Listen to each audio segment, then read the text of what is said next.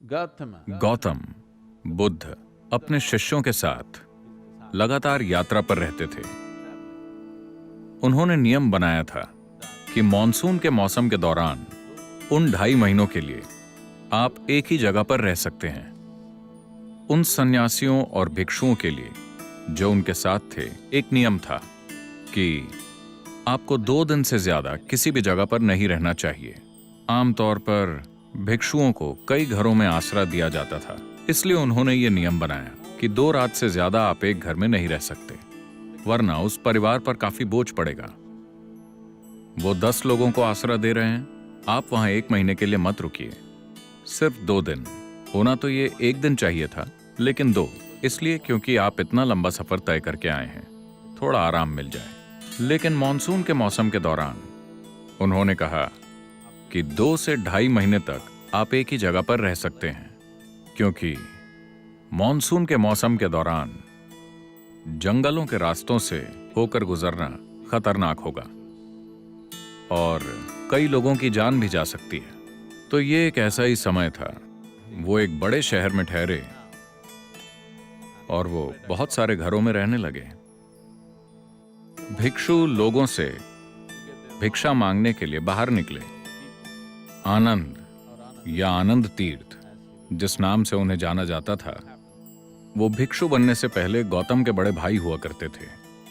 वो भी बाहर निकले। वहां शहर में एक वैश्या रहा करती थी। उसने आनंद को भिक्षा दी। उसकी तरफ देखा, एक सुंदर जवान आदमी, लंबी कद काठी।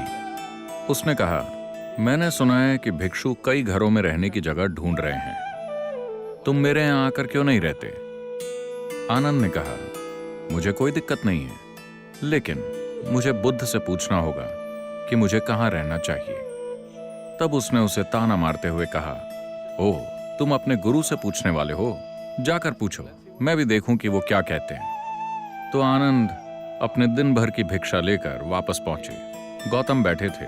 वो आए और उन्होंने भिक्षा उनके चरणों में रख दी। सारे लोग जहां भी जाएं, उन्हें भोजन और रहने की जगह का इंतजाम करना था। तो आनंद ने पूछा, इस तरह ये महिला मुझे न्योता दे रही है, क्या मैं वहां रह सकता हूं? गौतम ने कहा, अगर वो आपको इतने प्यार से आमंत्रित कर रही है तो आपको वहां जाकर रहना चाहिए। शहर के लोग जो वहां बैठे थे, उन्होंने कहा, क्या एक सन्यासी जाकर एक वैश्या के घर में रहेगा? बहुत हो गया। ये आध्यात्मिक प्रक्रिया भ्रष्ट हो गई है। गौतम ने उन्हें देखा और कहा, आप इतने परेशान क्यों हो रहे हैं? वो महिला इन्हें न्योता दे रही है, इन्हें वहां रहने दीजिए, इसमें परेशानी क्या है? वो सभी खड़े होने लगे और उन्होंने चिल्लाना शुरू कर दिया। उन्होंने कहा, रुकिए, मैं इस मार्ग पर हूं क्योंकि मुझे लगता है कि ये जीने का सबसे शक्तिशाली तरीका है। अब आप मुझसे कह रहे हैं कि उसके तरीके मेरे तरीकों से ज्यादा शक्तिशाली हैं।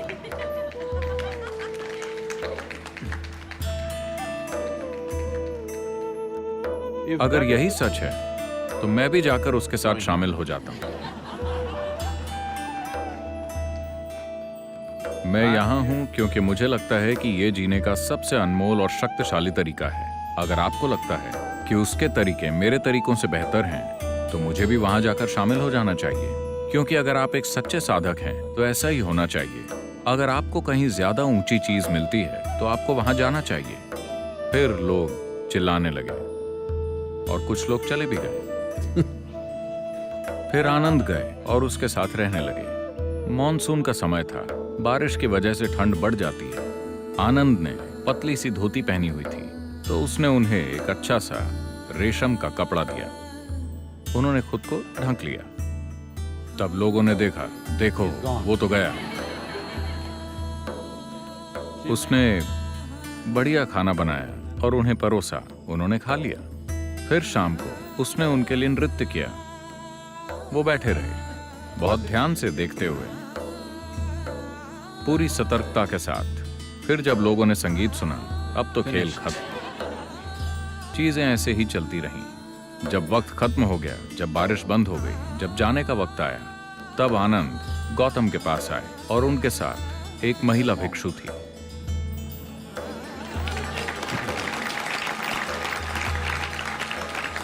तो The power of being on the path of truth has been there. सत्य के मार्ग पर चलना हमेशा से शक्तिशाली रहा है, लेकिन कई बार ये ऊंचाइयों तक पहुंचा है पर कभी मुख्य धारा नहीं बना। मैं देख रहा हूं कि आज कम्युनिकेट करने की हमारी क्षमता की वजह से, टेक्नोलॉजी की वजह से, इंसान की चाहत, सत्य को खोजने की इंसान के अंदर की स्वाभाविक चाहत, ये कोई सिखाई हुई चीज नहीं है, ये कोई ऐसी चीज नहीं है जो लोगों को सिखाई गई है कि आपको सत्य की खोज करनी चाहिए। ये इंसानी बुद्धि के लिए स्वाभाविक है कि वो सबसे ऊंची चीज को खोजती है।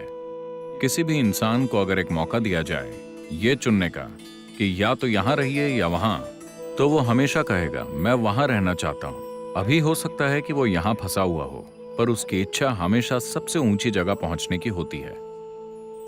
बात सिर्फ इतनी है कि हमें उसे दिखाना होगा कि शराब के नशे से ऊंची चीज भी होती है, ड्रग से ऊंची चीज भी होती है, सामाजिक नाटक में फंसने से ऊंची चीज भी होती है, और किसी से बेहतर बनने की होड़ में भागने से ऊंची चीज भी होती है।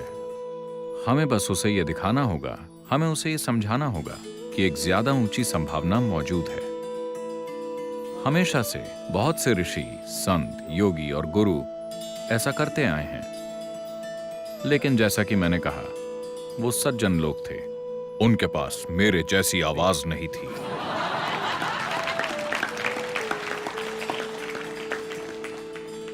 उनके पास माइक्रोफोन नहीं था। उनके पास ऐसे उपकरण नहीं थे जिनसे वो दूर किसी से बात कर सकते। वो सिर्फ इतने ही लोगों से बात कर पाते थे। इसके बावजूद उन्होंने जबरदस्त काम किए। उस समय के हालातों में उनमें से कईयों ने कृपा और ऊर्जा के माध्यम से जबरदस्त काम किए। उन्होंने अपने आसपास के लाखों लोगों को रूपांतरित किया। उन्होंने अपने आसपास के लाखों लोगों को सत्य के मार्ग पर अग्रसर किया और सत्य की शक्ति का एहसास कराया। पर अब वक्त आ गया है जहां कम्युनिकेट करने की हमारी क्षमता इतनी बढ़ गई है कि हम सत्य को घर घर तक पहुंचा सकते हैं। हम सच को हर किसी के दिलो दिमाग तक पहुंचा सकते हैं। इससे पहले कभी यह मुमकिन नहीं था। टेक्नोलॉजी ने हमें यह सहूलियत दी है। मुझे लगता है कि यह सत्य को मुख्य धारा बनाने का सबसे अच्छा समय है। ये सच्चे बनने को, सच जानने की अभिलाषा रखने को और सच की खोज करने को इस ग्रह की सबसे बड़ी ताकत बनाने का अच्छा समय है, क्योंकि हमारे पास ऐसे साधन हैं जो पहले किसी के पास नहीं थे।